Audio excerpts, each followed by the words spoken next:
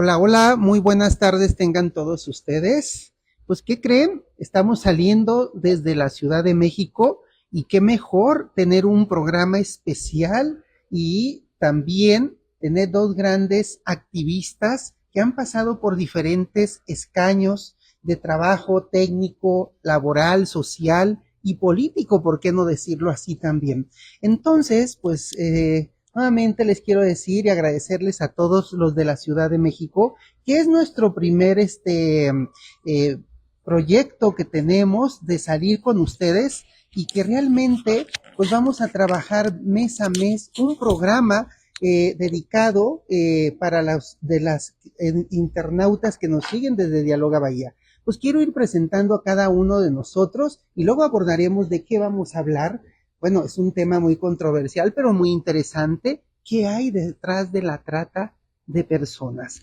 Y qué mejor presentar a dos grandes activistas, a Julieta Fernández, que ella ya ha sido legisladora local y federal, también es presidenta de una gran asociación Camino a Casa, y también vamos a presentar a la maestra Mayra Hernández, también es una gran activista, y ella con su agrupación Regresa a Casa, pero Back Home, que yo digo, qué coincidencia, porque realmente una está en inglés y otra en español. Digo, ya nos platicarán precisamente qué está sucediendo en ese caminar y seguramente cada quien abona en forma distinta en esos programas. Y también quiero presentar a David Moreno, que nos va a estar acompañando en la delegación de la Ciudad de México. David también, gran experto dentro de sus áreas de la abogacía, es un gran abogado, litigante, egresado de la UNAM también, y que pues realmente estamos trabajando en este nuevo formato de la Ciudad de México. Pero, ¿de qué queremos hablar? ¿Qué hay detrás de la trata de personas? Es un tema controversial que ustedes, como activistas día a día, lo están viviendo y creo que han escalado, y yo creo que hemos perdido esa brújula, para dónde vamos, quiénes dominan todas esas personas, porque me imagino que debe haber grupos de poder que no quisiéramos tocar tampoco esos, pero más bien, ¿qué está sucediendo en este tenor del trata de personas? Pues bienvenida nuestra socióloga Julieta Fernández y Mayra Hernández, bienvenidas a su casa, Dialoga Bahía.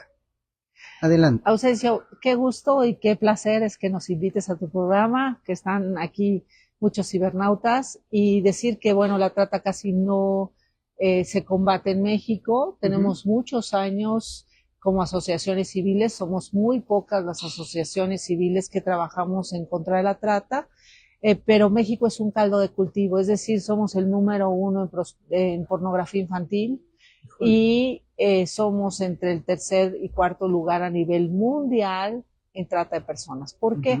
Porque México es un caldo de cultivo, es decir, hay pobreza, hay muchos problemas familiares, sabemos que el 69% de los niños son maltratados en casa y esto genera condiciones para que los niños pues sean captados por el internet o salgan de casa. Y bueno, a veces la trata la vemos todos los días, pero no nos damos cuenta que está ahí. Por eso el programa que hay detrás de la trata de personas. Influye también las propias familias, lo acabas de decir, si no me tratan bien en casa, pues realmente me conectan por internet y soy casi un conejillo de indias para poder irme de mi casa y piensan que allá van a estar mejor cuando resulta que es contraproducente, ¿verdad? Sí, se ha comprobado que la mayor parte de las niñas que están en trata, bueno, esto era antes, lo hacían porque eran muy vulnerables. Y las enamoraban o las enganchaban fácilmente en un empleo. Ahora se las están robando como si fueran coches. Las secuestran, las meten en un sótano y las explotan de mil maneras. Así como cuando vemos esas películas internacionales, nacionales, donde dices, las llevan para vendérselas a más no poder, a quien sea el mejor postor, me imagino. Así es, así es. Qué difícil. Mayra, ¿qué está sucediendo? Perdón que yo le diga, porque la quiero mucho, si la maestra Mayra Hernández, ¿qué está sucediendo con todo esto? Bueno, pues así como, bueno, primero que nada, felicidades, Muchas primero gracias. por este programa que pues está creciendo y que ahora ya también en Ciudad de México. Y Muchas pues es un gracias. honor para nosotras ser las madrinas Las de, pioneras y las sí, madrinas de este nuevo de este formato. nuevo formato, así que felicidades. Muchas gracias. Y bueno, pues así como dice Julieta, hay demasiadas vertientes, aristas que no se ven y que como bien dijiste, hay mucho poder, hay mucho dinero detrás y, y es sí ir peleando en contra de un monstruo en mil cabezas, pero, pero así como lo dice Julieta, el núcleo familiar creo que es lo más importante, el cuidar a nuestros niños, niñas y adolescentes desde casa y que siempre se sientan protegidos, porque en el momento en el que, por ejemplo, eh, hay, no sé, un niño o niña que es abusado sexualmente y una mamá, por ejemplo, no, una mamá o un papá no le cree, puede irse de la casa. Y después de eso, las personas que se aprovechan son justamente esas personas que van a llenar ese vacío y a jugar con esa vulnerabilidad de los niños y niñas. Entonces es ahí donde tenemos que poner mucha atención como mamás, como papás, como cuidadores, el cuidar a los niños, niñas y adolescentes para que no sean víctimas de este delito que es de los peores que existen en el mundo, que es la trata de personas. Híjole, ¿y qué podemos hacer entonces, abogado, para ir solucionando estos conflictos, las leyes? ¿Qué está sucediendo en el caso de México? Sí, bueno, por supuesto que hay leyes que, bueno, lamentablemente en ocasiones pueden ser de letra muerta. Eh, las autoridades tendrían que realmente ponerse las pilas, pero yo coincido con nuestras invitadas madrinas de honor de que realmente la causa, el origen que habría que atacar, que atender debidamente, es el seno familiar. Ahí está. Hoy en día, bueno, hay otras modalidades de trata, como los migrantes que son también, pues, vulnerables, son fácil presa de caer en este problema, pero bueno, las leyes existen, nacionales e internacionales, insisto, el punto a cuidar es en el seno familiar, como bien lo dicen nuestras invitadas. Ok, pero en este análisis que estamos desarrollando de este temática, qué está sucediendo en las leyes, ustedes que ya fueron legisladoras, se ha tratado, se ha mejorado, bueno, yo sé que la ley de los niños y niñas y adultos y jóvenes, digo, más bien, le han dado mucho este juego a los niños y niñas en sus derechos, en sus obligaciones, en todo, que yo creo que también desde ahí se ha ingerido mucho en esta materia. Sin embargo, yo creo que se tocó algo muy interesante y lo dijiste aquí, David Moreno, que el tema de presa fácil para los migrantes, porque buscan una oportunidad. Y esa oportunidad cuando vienen desde América, de Honduras, de El Salvador, de diferentes lugares, y que realmente se encuentran, que ya van llegando casi hasta Estados Unidos, ¿y qué crees? Regrésate a casa, regrésate a tus países porque no lograste esos objetivos y si no te tienes que corromper para sobrevivir. Qué tema tan delicado decir esto. ¿Qué nos puede decir de esto, licenciada Julieta Fernández? ¿Qué puede pasar? ¿Qué nos puede, los pros y contras? Bueno, yo quiero hablar en Guerrero, yo soy de Guerrero y quiero hablar cómo las niñas indígenas, pues hasta la fecha se venden por los propios padres. La famosa dote que era tradicional y que se ha transgiversado un poco porque vienen los tratantes y pues solicitan a las niñas, las venden o a veces las venden como esclavas sexuales o como esclavas también del servicio. Y entonces hoy por hoy sí se hizo una ley cuando yo fui diputada y ya no se permite la venta de niñas porque antes se escudaban en que eran usos y costumbres. Así es. Entonces UNICEF nos ayudó, dio un curso de capacitación y las niñas han empezado a denunciar, por lo que tú decías de los derechos de los niños, Ajá. empiezan a denunciar y cuando las niñas denuncian, Ajá. pues efectivamente esto realmente se frena porque ya habían recibido los padres dinero, hubo 5 autos de formal prisión allá en Guerrero, pero se hizo toda una estrategia desde gobierno, desde asociaciones o ONGs y también con la capacitación. Entonces las niñas empezaron a denunciar y ya se está corriendo la voz de que las niñas no están a la venta. Entonces esto sí es un cambio y avisamos a todo registro civil, por ejemplo, para prohibir, porque antes se daba que con el consentimiento de los padres no va a haber, también hicimos una ley de la no emancipación, que quiere decir que las niñas no pueden independizarse hasta que cumplan la mayoría de edad. Entonces, por ahí ya se empiezan a dejar de vender las niñas, esto es muy importante, pero también requiere de un cambio cultural. Y las leyes son precisamente para eso, para frenar de alguna manera las costumbres. Y México es 100% un país a través de costumbres, de usos y costumbres, que permite la trata. Por eso somos de los primeros lugares en trata de personas, porque se permite. Es decir, si nosotros vamos al cine y vemos a una niña con un americano, nos damos cuenta que hay algo extraño, que no es normal. Pero si nosotros lo dejamos pasar, pues estamos siendo cómplices. Claro. Si tuviéramos un número para denunciarlo y tuviéramos un protocolo de denuncia, entonces sería muy fácil que nosotros pudiéramos evitar este delito y se hace. Mayra me ha contado maravillas de cómo hace estas denuncias. Y lo importante en México es que como no tenemos mucha confianza en la ley, ¿verdad, abogado? Exacto. Como decía que es letra muerta, entonces lo que pasa mucho en México es que no avisamos, no decimos nada, y eso es que nos deja en complicidad y dejamos que todo suceda, que todo se eche a perder. Tenemos que aprender a hablar y a denunciar, y a veces es difícil hacer eso.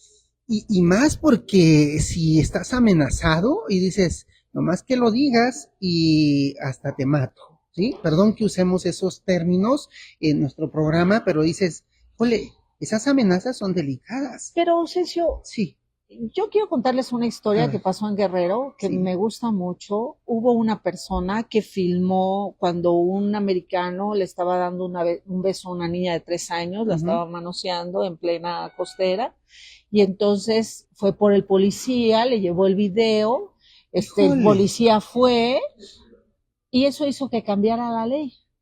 Ese hecho fue lo que hizo que cambiara la ley, porque metieron al americano y no había ley para meterlo preso, pero se empezó a manifestar la gente porque el video se hizo viral. Y lo que tú haces, Ausencio, es muy importante porque nosotros podemos ir cambiando la cultura y cambiando la historia, y a eso nos dedicamos todos. Entonces, no había un delito tipificado en ese momento, un delito específico bien definido. Yo hablé con el fiscal y le dije, oiga, por favor, métalo a la cárcel. Me dijo, no hay delito que perseguir, eso no se puede perseguir. Y culturalmente el fiscal no conocía la trata tampoco. Entonces, tuvimos que, ellos decidieron pues dar la orden para que se aprobara la ley de trata, y así fue como se aprobó la ley de trata en el estado de Guerrero. Esa es la razón. Perdón, y también de ahí se concluye que hacen falta entonces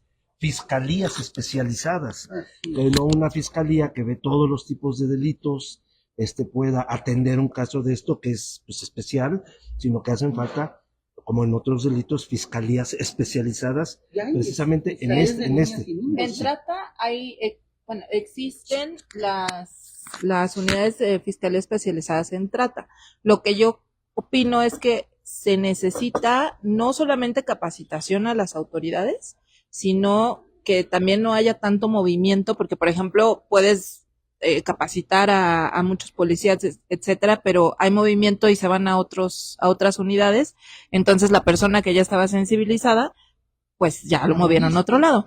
Y fuera de la capacitación, que es tan importante, la sensibilización creo yo que es todavía más importante, porque pueden venir a explicarnos las modalidades, qué hacer, etcétera, pero si humanamente un policía, un fiscal, un servidor público no se pone en los zapatos de ese niño, de esa niña, de ese bebé, porque también el tema de trata es, como lo dijimos al principio, es de los peores delitos que existen y de lo que vulnera todos los derechos humanos y que afecta tanto la vida de una niña o un niño, ¿no? Entonces, es muy importante el capacitar, el que sepan cómo tipificar, porque ese es otro de los grandes problemas que existen, que, por ejemplo, a veces se tipifica como abuso sexual infantil cuando es trata, o se tipifica como violación cuando es trata. Entonces, si no visibilizamos que existe,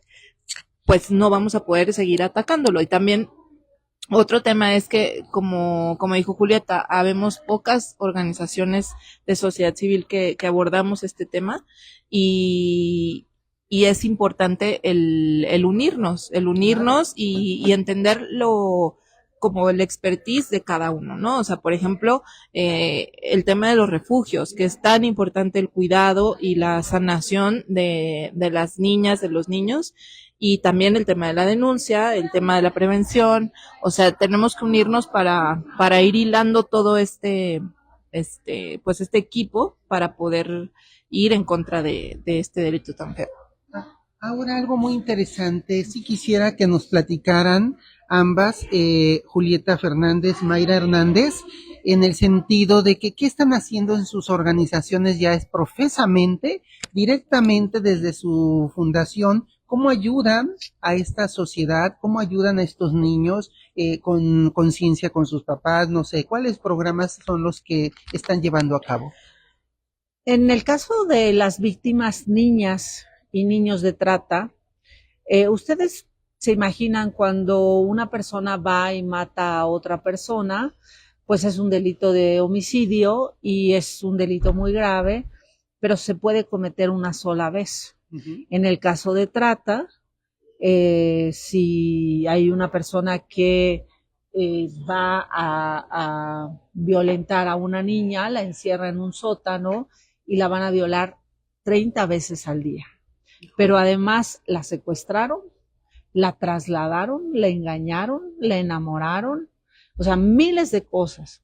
Cuando nosotros vemos un asesinato, hay un cuchillo y entonces eso quiere decir que hay un arma, ¿no? Y hay un móvil, así se tipifica. En el caso de la trata, no es así, porque es un engaño. Es decir, tú fuiste por tu voluntad, por un empleo, te enamoraron, llegaste, y entonces es muy difícil comprobar que hay trata.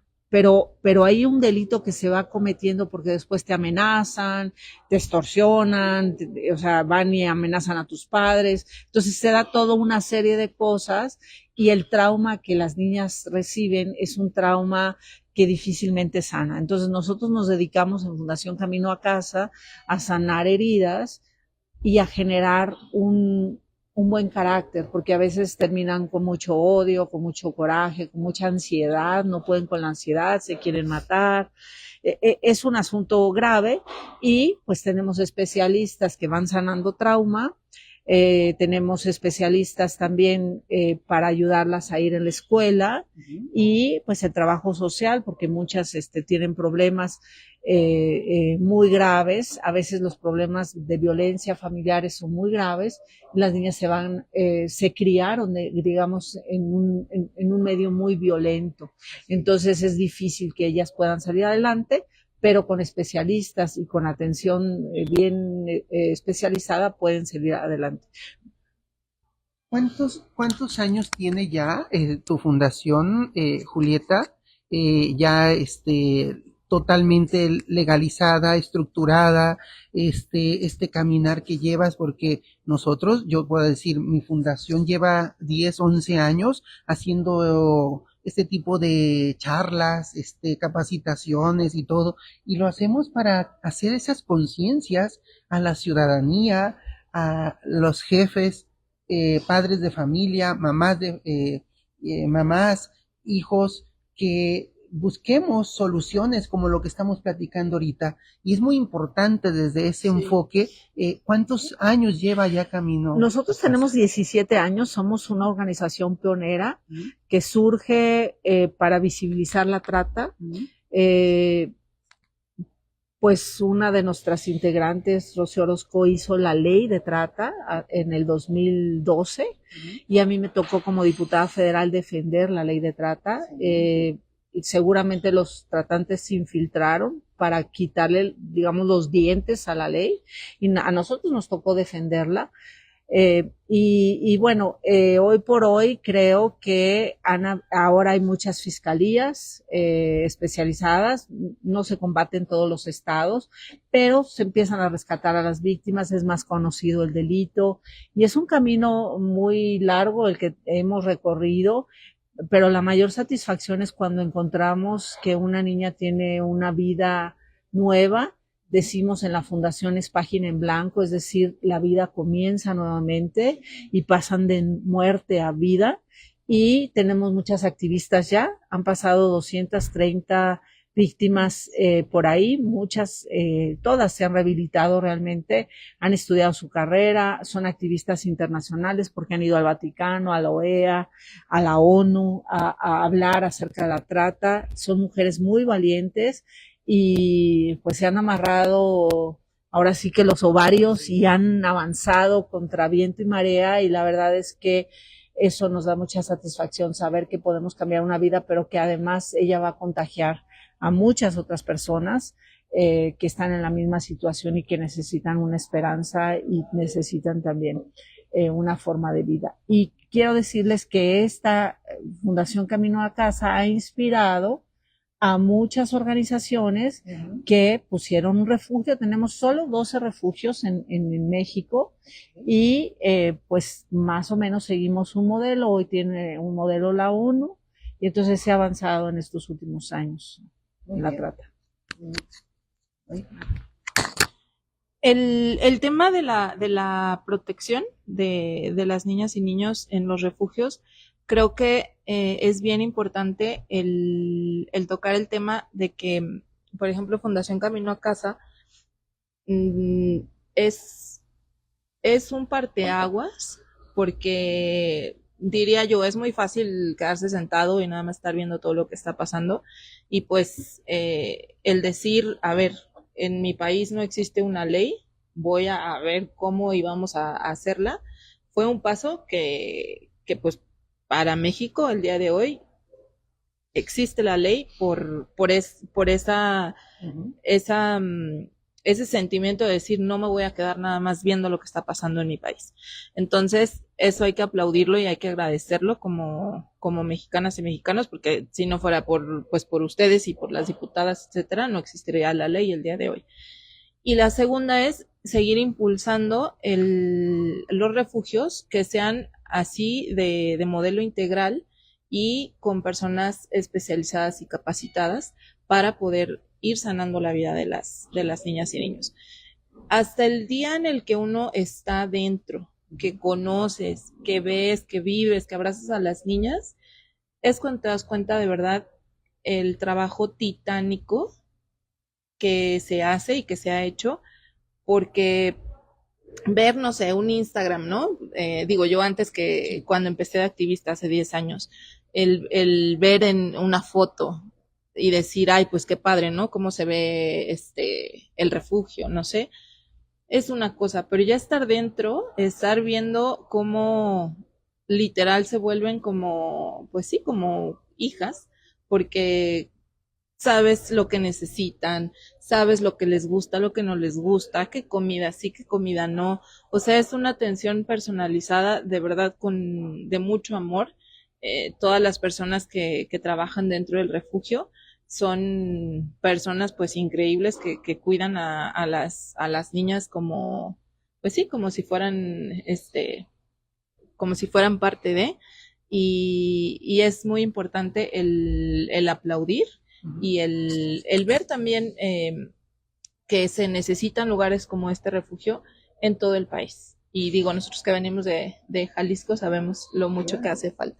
Y abogado, nosotros también le damos seguimiento a los casos. Tenemos una abogada ahí en el refugio y ella pelea, no como una abogada de oficio, pelea por las víctimas y va generando y abogando por estas niñas que muchas veces no tienen un padre, una madre, que puedan abogar por ellas y no tienen un abogado. Entonces eso cambia radicalmente las historias también, porque tenemos un abogado ahí al pie que siempre está haciendo el caso para poder meter al tratante a la cárcel y para poder generarle una estabilidad emocional.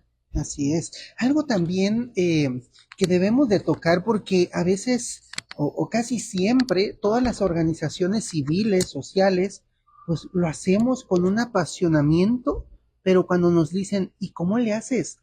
¿De dónde sacas recursos? ¿Sí? En su mayoría quisiéramos que el gobierno aportara a estos refugios, a nosotros, ¿sí? A las organizaciones civiles y muchas, porque en el gobierno anterior dijeron que las organizaciones civiles no servían, que no les daban recursos, que porque les habían fallado. Y vean todas estas historias que estamos platicando también desde Dialoga, que con nuestros pesos también, en su mayoría, trabajamos para generar estos cambios de vida, pero es muy difícil cuando realmente no nos damos esas oportunidades entre el gobierno y el empresariado de echar a andar estas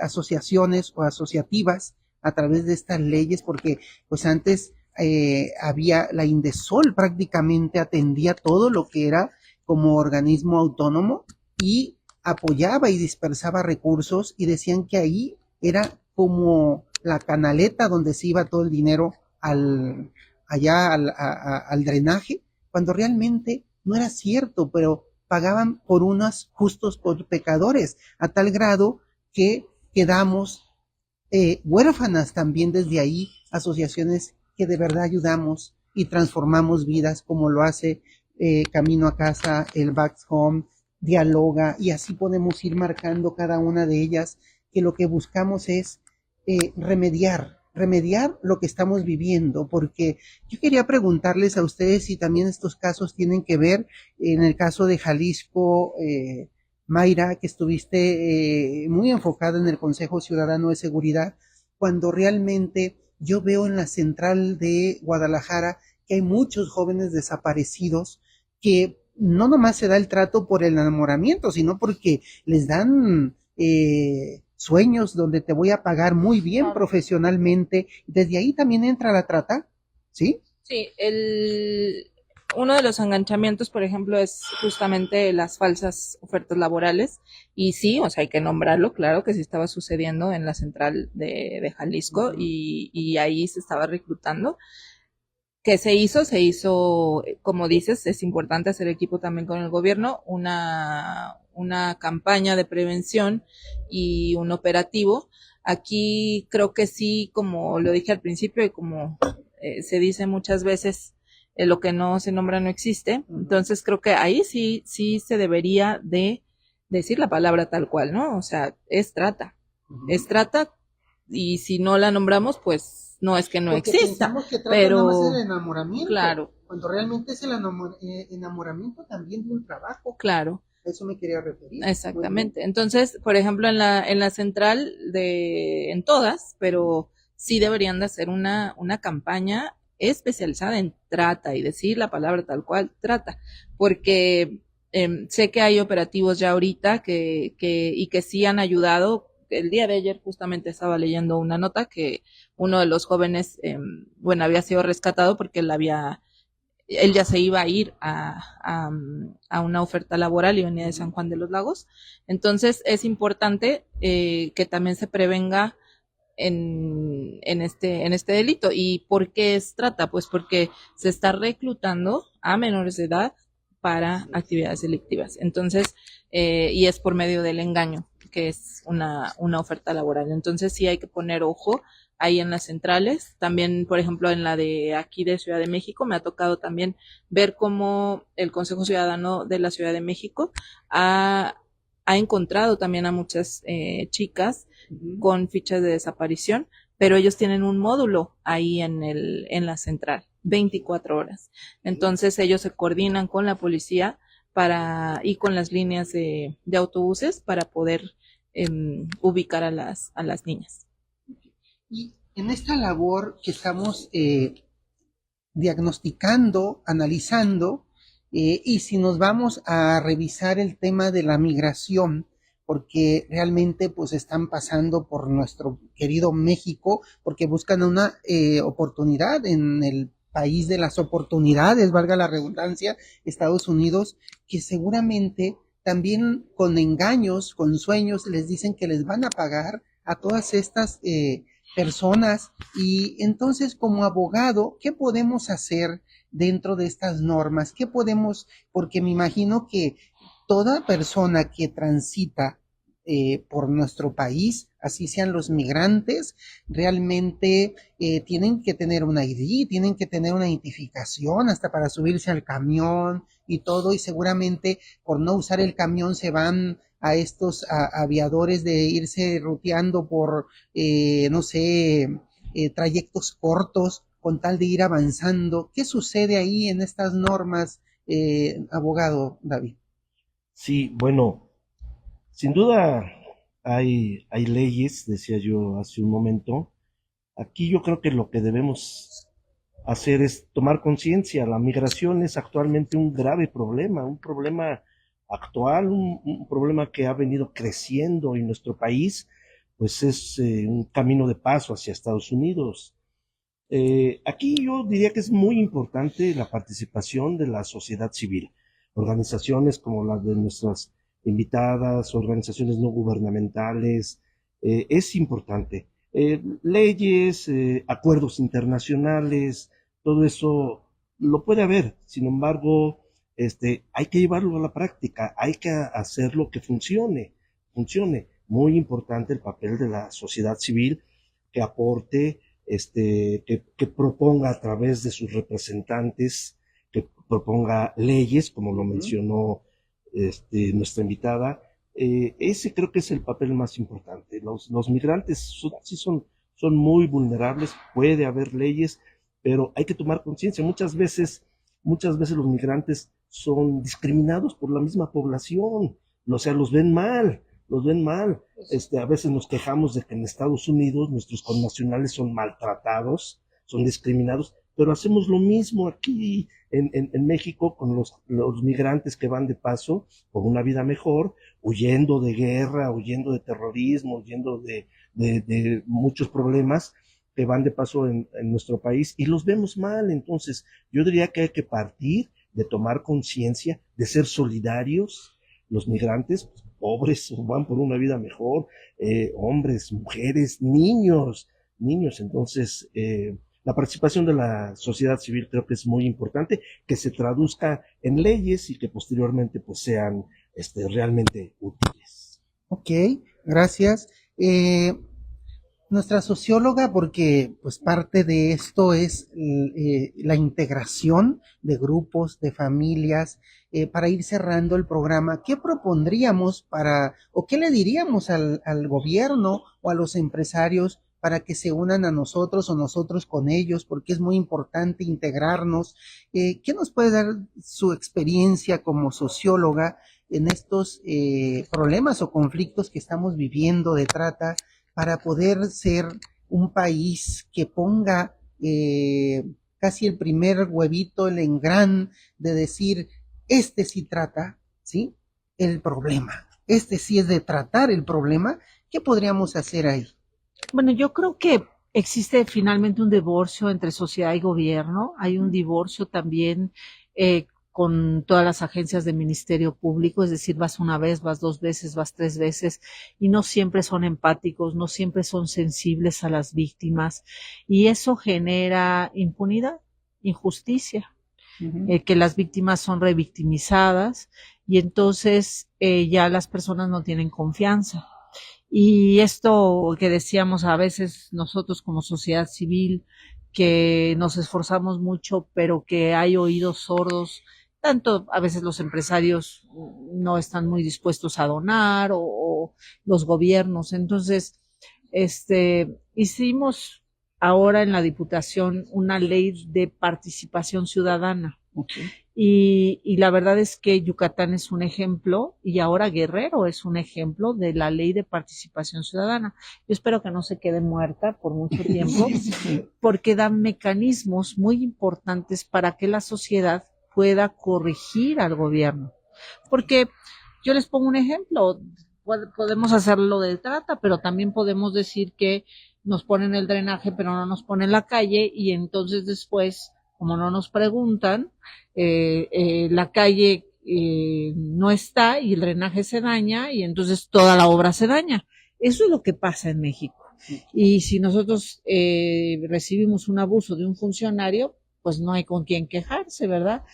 Y si vamos con un policía, pues tenemos miedo de que nos vuelvan a atrapar y entonces no vamos a denunciar. Entonces, todo esto que se está dando, siento que hay un divorcio donde no hay unidad, donde no hay equipo, de lo que hablaba Mayra, y de que tenemos que ser una sociedad donde podamos tener respuesta a nuestras necesidades y a nuestras peticiones. Y no hay a veces hay un clamor ciudadano. Hablábamos de los desaparecidos, de la trata, de todo esto. Creo que el índice de asesinatos es de 100,000 por año, pero el índice de desaparecidos es de 200,000 por año. Entonces, ¿qué está pasando? Que hay muchas víctimas que tienen que meterse debajo de una cama, esconderse y no salir nunca más porque las van a revictimizar. Entonces, esta crueldad social de la que estamos hablando es muy dura y necesitamos sanar como sociedad para que podamos salir adelante. Y aquí que nos están escuchando, creo que el ingrediente más importante en México es el amor y la compasión. Cuando tenemos amor y compasión, podemos lograr 1000 cosas y podemos construir un México mejor. Así es. Muchas gracias, maestra Julieta Fernández.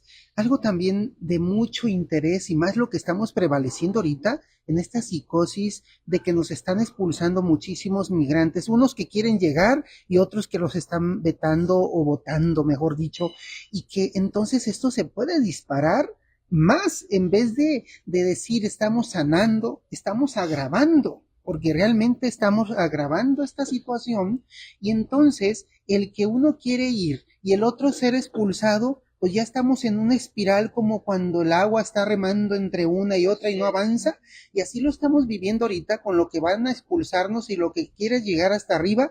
¿Qué hacer entonces? Porque realmente si hablamos de Estados Unidos que ya no quiere tanto inmigrante allá, por sus razones tendrá, unos porque delinquieron, otros que porque, no sé, les llama hasta terroristas, y así podemos ir marcando cada uno de esos puntos, y dices, pero entonces creo que es un tema muy delicado, es un tema de repensarse, porque no nomás estamos cuidando lo fortuito que podemos entender y poder atender nosotros. El problema es de que por más que atendamos, se nos va a ir disparando más la trata. ¿Y cuándo la vamos a terminar? Cuando decimos, es que yo lo que quiero ver índices menores, no los 200,000, ¿sí? Por cada 100,000, 200,000 habitantes, no, yo quiero minimizarlo, pues yo lo voy a ver en 300,000 con lo que estamos viviendo. Entonces, ese es el problema. ¿Qué tenemos que hacer ustedes que día a día llevan estas experiencias? Nosotros somos una voz desde Dialoga Bahía, pero ustedes tienen estos aportes más significativos y que yo creo que tenemos que hacer conciencia internacional de hacer entender a un hombre que lidera el mundo, que quiere liderarlo, o a otros que también, porque de todos lados hay, también lo tuvimos aquí en México, ¿sí? Lo tuvimos en Brasil y todo el mundo quiere liderarse, pues yo creo que no liderean ni en su casa, ¿verdad? Pero ahí estamos viviendo. ¿Qué hacer ustedes con esa experiencia para ir cerrando el programa? La prevención, otra vez vuelvo a decir, es de los temas más importantes, porque es ahí, creo, donde vamos a poder pues no llegar al fuego y no estar apagando fuegos y no llegar, por ejemplo, a una denuncia, porque ahí es donde van a poder bajar los números. En segundo lugar, es que cuando ya pasa, pues sí tenemos que denunciar. Es muy cierto lo que dice Julieta de la impunidad, de que no se confía en las autoridades, pero por otro lado, también tenemos que como sociedad, pues sí, hacer equipo. Solos como sociedad civil no vamos a poder y ellos como gobierno tampoco, porque pues las asociaciones civiles, ojalá y no existiéramos ninguna, pero pues hemos nacido justamente por una necesidad que vimos que hacía falta y es un brazo, digamos, de apoyo al gobierno. Entonces, y no tanto al gobierno, sino a las personas que atendemos, ya sean víctimas de desaparición, de violencia de género, de trata. Entonces, acompañar a las personas en las denuncias es muy importante y entender también que las denuncias pues son tardadas, son cansadas, psicológicamente y emocionalmente son duras, pero se tienen que hacer para poder llegar a la justicia. Y por último, pues este equipo que no nada más sea de sociedad civil con gobierno, sino entre asociaciones civiles, porque algo de lo que yo siempre he estado convencida es que solamente en equipo y solamente uniéndonos como asociaciones civiles es como vamos a poder lograr más cosas en nuestro país. Y pues como muestra un botón, soy muy afortunada de conocer también a Diáloga Bahía, de hacer muchísimas veces proyectos juntos, de Fundación Camino a Casa, de todas las asociaciones civiles que tienen un propósito de vida. Es importante unirnos y echarnos la mano y ayudarnos, porque si no, pues no podríamos.